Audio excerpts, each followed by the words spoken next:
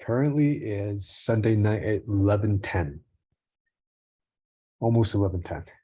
I'm gonna try to record this really quickly on the subject of hybrid, so I can get to work on time Monday morning.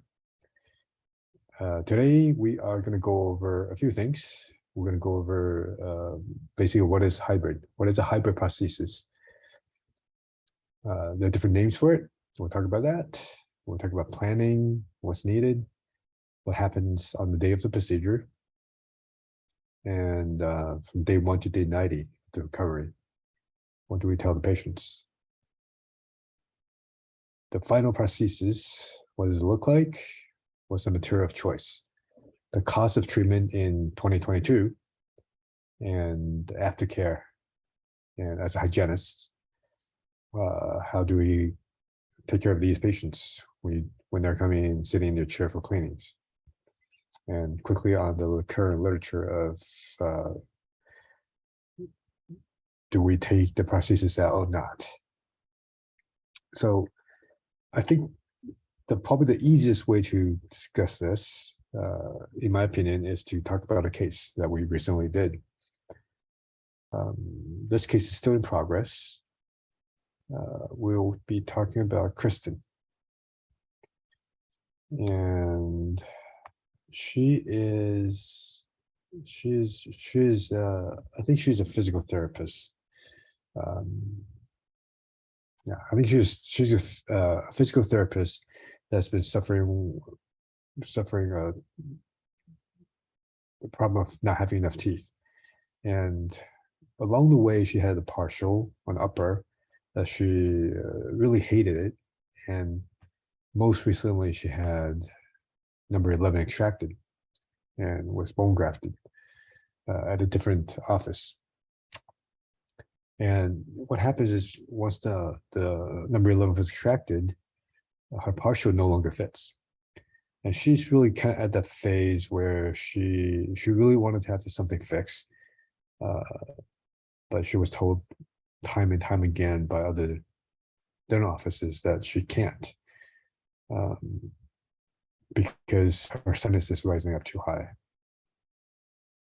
So that's how she presented to me with 6 remaining teeth. First step of the treatment when patients come in for hybrid consultation is to evaluate the amount of bone she has. So what we did first was to send her for a CT scan. So I'm going to show you just basically the whole planning phase. Now, going back to what we talked about here, hybrid prosthesis basically is a fixed bridge. Some people call it fixed partial denture that's screwed into the implants. Commercially, different names, people use different names. Some people use the name of All-on-6, All-on-4, All-on-X, hybrids, hybridge. All different names been tossed around. Same day implants. All these are in some way synonymous. All-on-X, just to kind of clarify, the X basically means unknown. There's an unknown number of implants that will need to be placed to hold a fixed prosthesis. It's not going to be 1, not going to be 2, not going to be 3 either. So typically this kind of procedure would require at least 4 implants. All right, so let's go to planning here. So we have Kristen here with her CT scan. The first thing we do, basically, short of looking at the sinus and bone, is we actually do a simulation of her bone model digitally. So I'll turn this off. You see, this is basically her bone model. And some of these, the beauty of digital dentistry nowadays is we can actually we actually print everything out. We 3D print everything when we have to, and it just saves time and frankly saves cost.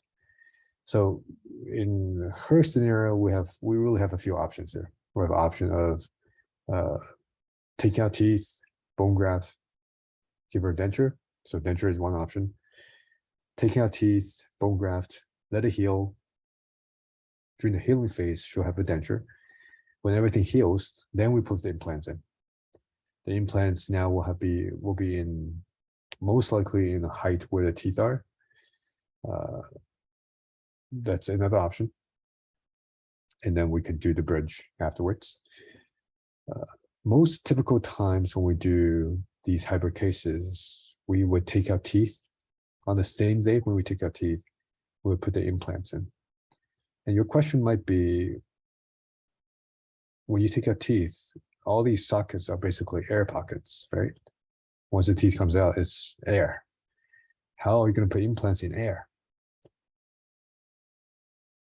At this current time, what we do is we do take out teeth on the day when we put the implants in, but we just choose to put the implants much, much higher. So we engage bone wherever we can.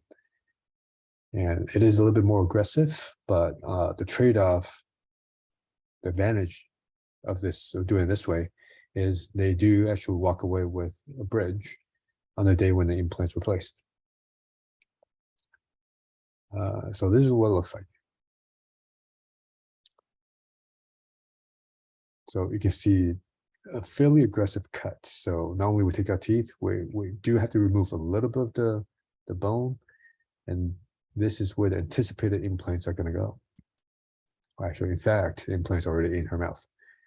And with digital planning, what we're able to do is we're able to actually make her a denture or a denture conversion so that the denture can be converted on the day of the surgery to be fixed into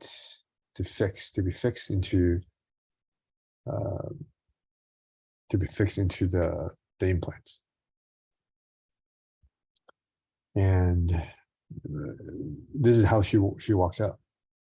The thickness is not that thick, but these angulations are almost pre-planned and angle corrected, and we basically connect. We'll call it bridge, really, because it's not the end product is not a denture. We end up cutting all this off, and it becomes a bridge, and the bridge gets screwed into the implants. So that's really, everything's done digitally prior, and on the day of the procedure and the execution, it becomes much, much easier.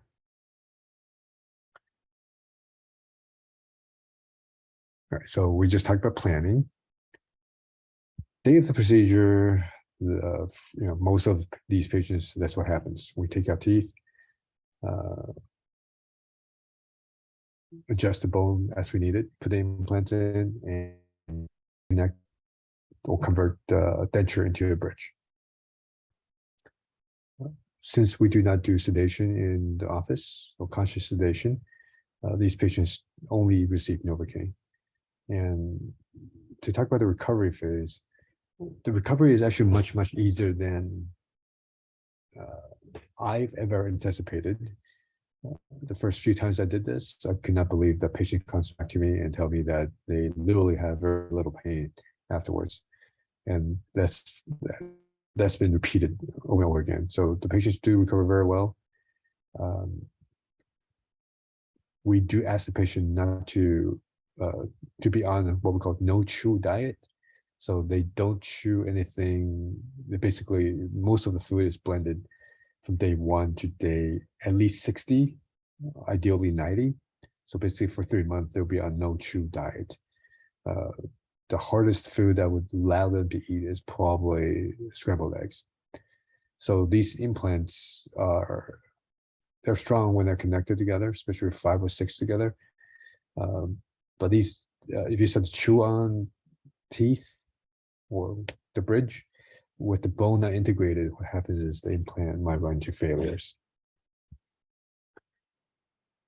All right, now, At day 90, so sometimes 3 months, sometimes 4 months, uh, we anticipate that bone has healed around the implants enough. That's when we can start actually making a decision of what kind of prosthesis we put on top of it. Now, as I kind of alluded to earlier, the transitional denture conversion is plastic teeth. Um, Again, nowadays we would print it now in the office using our 3D printer. The final prosthesis, there are really two choices. One is we could utilize denture teeth and the denture base, have it sit on top of a titanium bar that gets screwed into the implants, or we do a fully milled zirconium, which is a really hard ceramic that also gets screwed into the implants.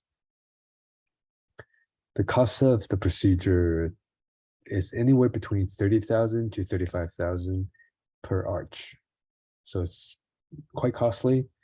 And imagine all the parts and time that goes into doing a procedure like this. The lab fee is very high. So it is indeed a very costly procedure, but also life-changing, as you can imagine. We will quickly talk about, we'll show you a few cases of the finished. So this is an example of a hybrid. So 6 integrated implants.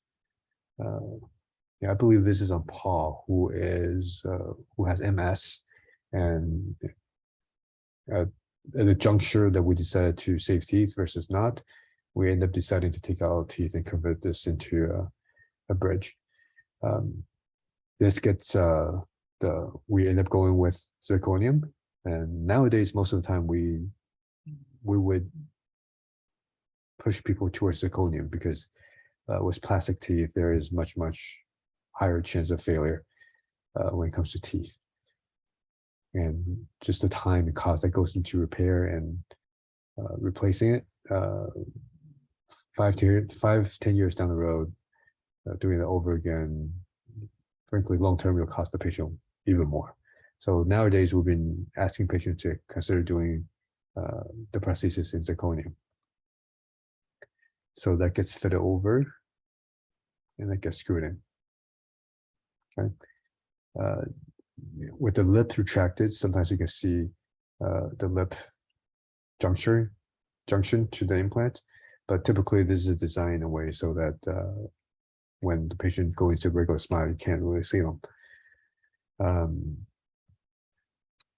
The access hole where the screws are covered with resin. And if we have to, we can actually just pop the resin and be able to access the screw and take the prosthesis out. So this really leads to our the last point of hybrid is the care. So when these patients sit in your chair, what do we do?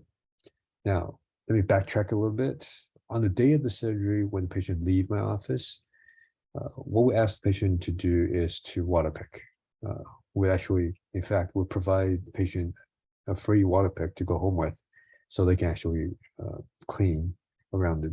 With this kind of adaptation to the gum tissue, it is designed in a way so that it's self-cleansing, but the patient is not going to be able to put the floss through. So we're going to utilize a lot of the water jet power to clean around the implants. This also poses somewhat of a challenge for hygienists to clean around this. I think the most difficult part of this is to examine more closely of the tissue around the implants. Whether the tissue itself is thick and pink. Clean as much as you can. The good thing about this is some of these implant fixtures can be replaced. So I would not be too shy on cleaning around the implants, but more importantly is to evaluate the gum tissue and also the tartar buildup around the implants to make sure they are healthy. The current literature really indicates not to replace, not to take the hybrid out unless we see a need for. The reason is every time you take this out, where the screw is, you're going to see fatigue of the screw. So very typically, when we actually remove